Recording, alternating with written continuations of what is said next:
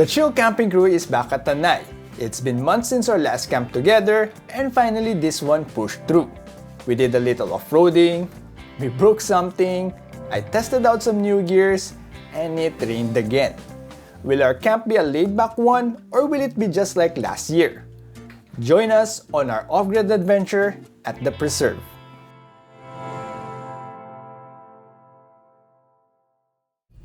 With gears packed up, we headed out to our meetup spot. Alright, so we're already here at Petron Hill Puyat, and we're just waiting for the rest of the crew here. So we're gonna meet up right here and then head to Tanay. Yves and Meryl will be joining us too, and this time they're bringing Jiro the Pajero after a long slumber. With everyone complete, we headed out to Tanay. We will be meeting with Pez and Kim along the way, while Patty and Meng will be joining us later at camp.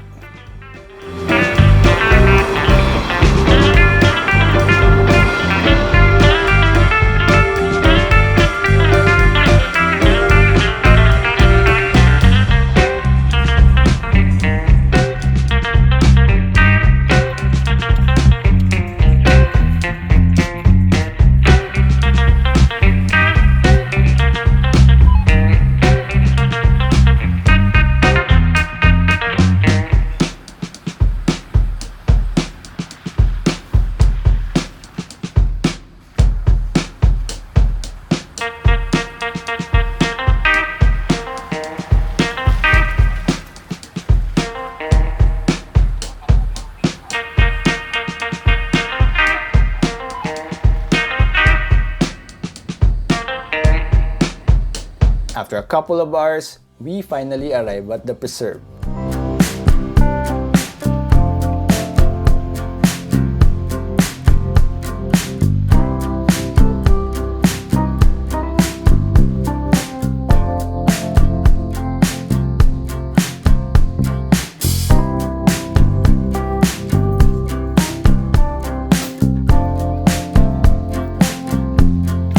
Immediately had lunch at the gazebo hut of our camping spot.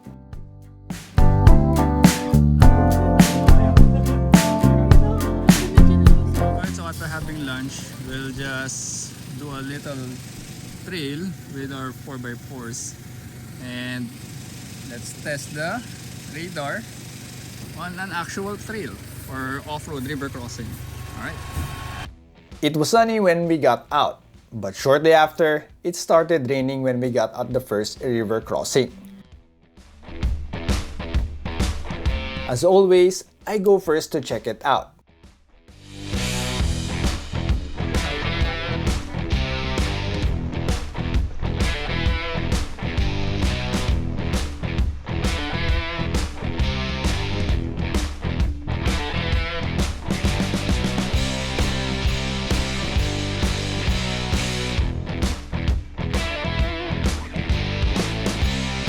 And I wasn't expecting it was deeper than before.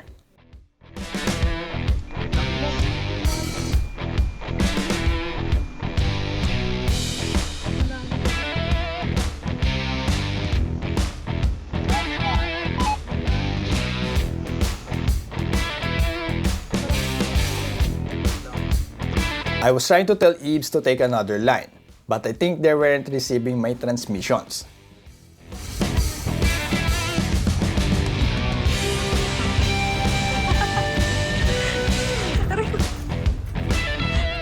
Luckily, Jiro made it out safely. After everyone crossed the river, we headed deeper towards Camp Boa.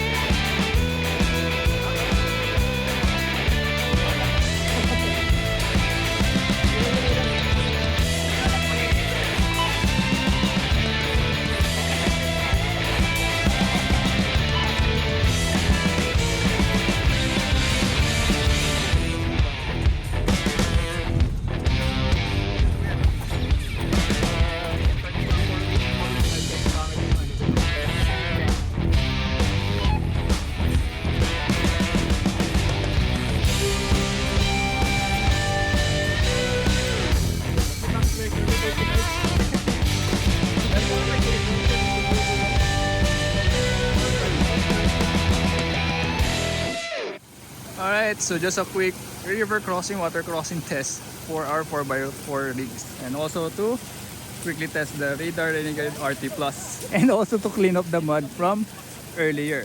So yeah, so far no slipping. Very has the traction even on water crossings like this terrain right here.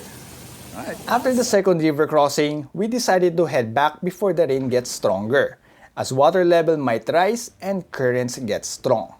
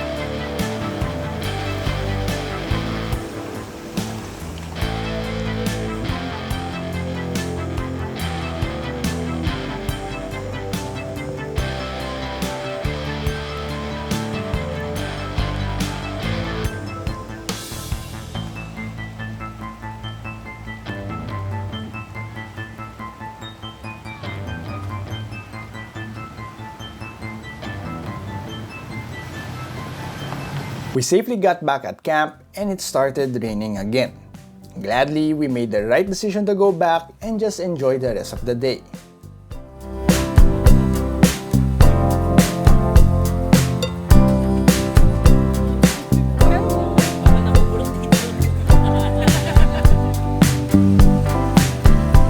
When the rain stopped, I took the opportunity to start setting up.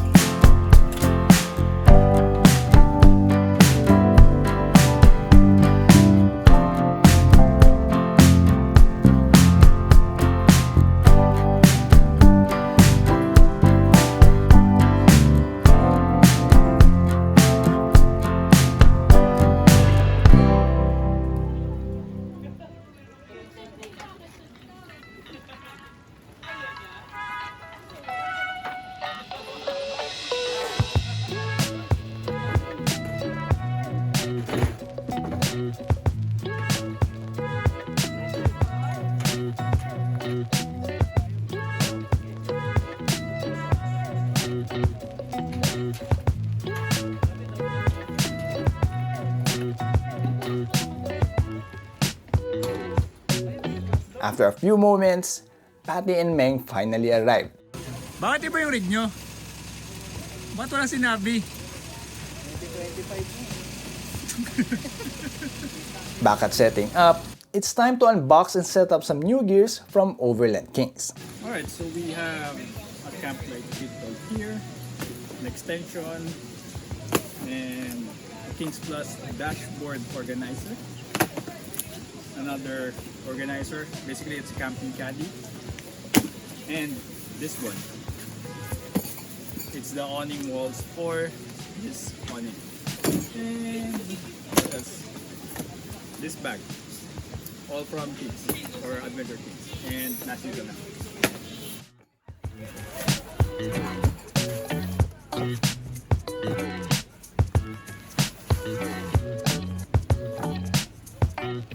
Awning walls are great for rainy days like this, and even sunny days as well, as they provide additional coverage against the elements. The King's 270 awning wall is very easy to set up. Just zip it up, secure the zipper, and peg it down. To light up our space, I'll be using this King's LED light kit. The kit comes with 5 LED light bars, extension cables, dimmer switches, splitters, and various sockets. The LED bars have magnets on their back, so you could easily stick this on any steel surface. But on my case, I'll be strapping this on the awning beams since they're made out of aluminum.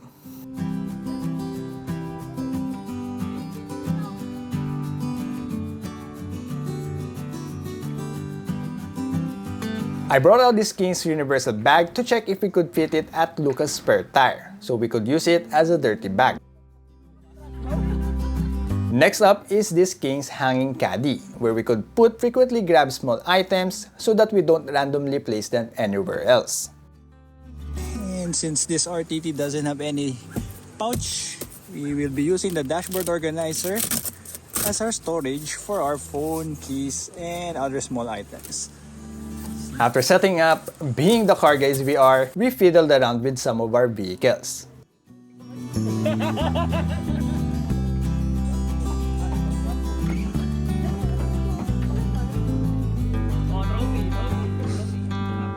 And later on broke the spring on Eve's fuel cap.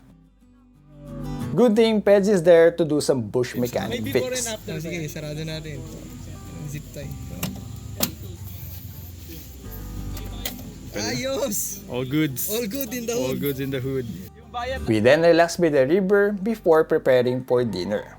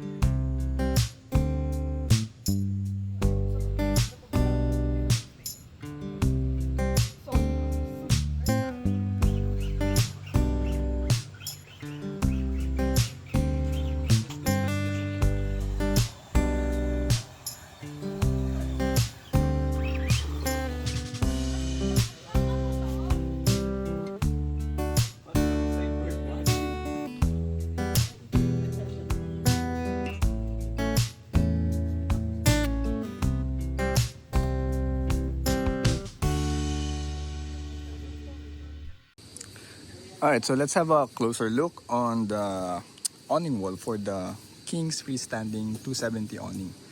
So yeah, we only have one as of now. We're just trying it out. Maybe next time I'll get 4 more for all of the sides.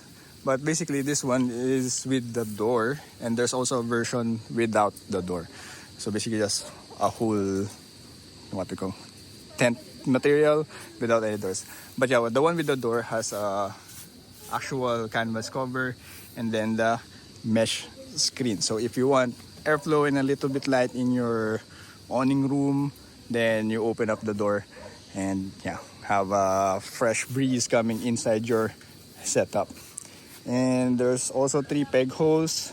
The one in the middle is for when you're opening the door, so that the awning wall doesn't get pulled whenever you're opening the doors. But yeah, comes with the pegs. And also if you're gonna buy the other, you're gonna be joining them by the zipper right here.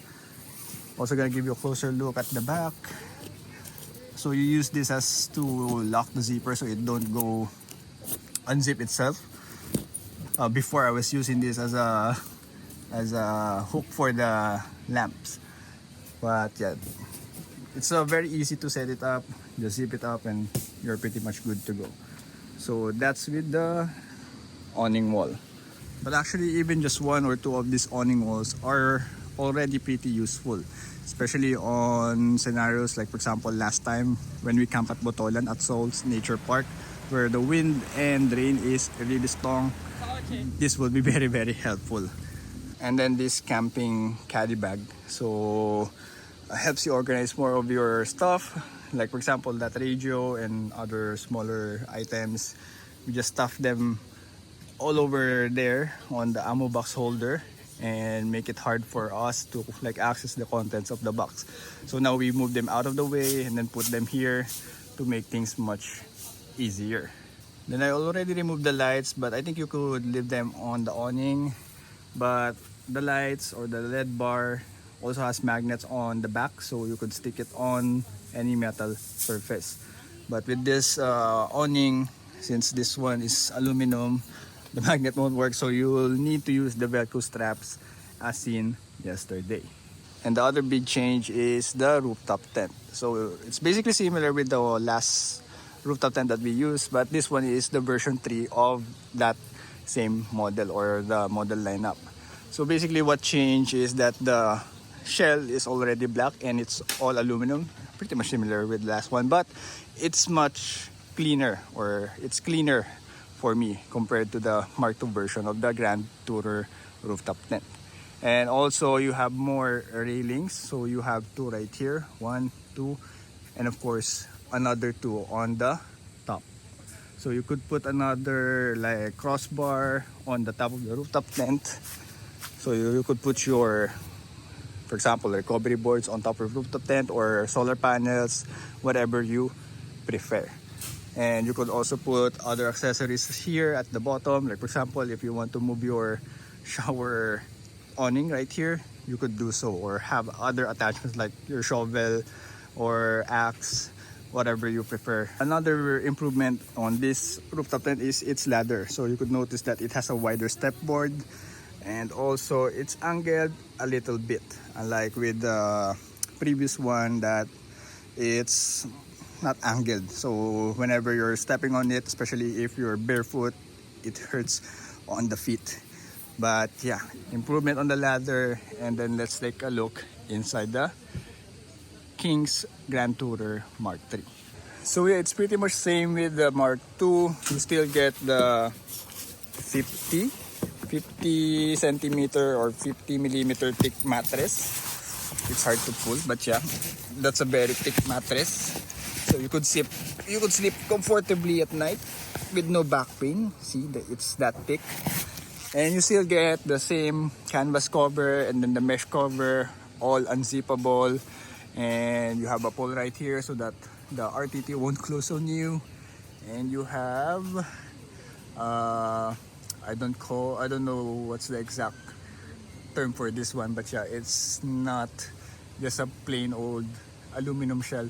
It has like a carpet, so that's why we could stick a dashboard organizer right there. So another thing, you could leave your sleeping bag, pillows inside the rooftop tent and it will still close. Then still has the awnings, same configuration pretty much, and you have poles right here that you could insert into here and insert over there. Same goes on the other side. So that's a quick look on the Grand Tourer Mark III rooftop tent. And after that, we packed up and headed home. That wraps up another awesome weekend outdoors with the crew. Good laps, good trails, and good company. On the next off-grid adventure, we'll be climbing peaks and having trips to the beach.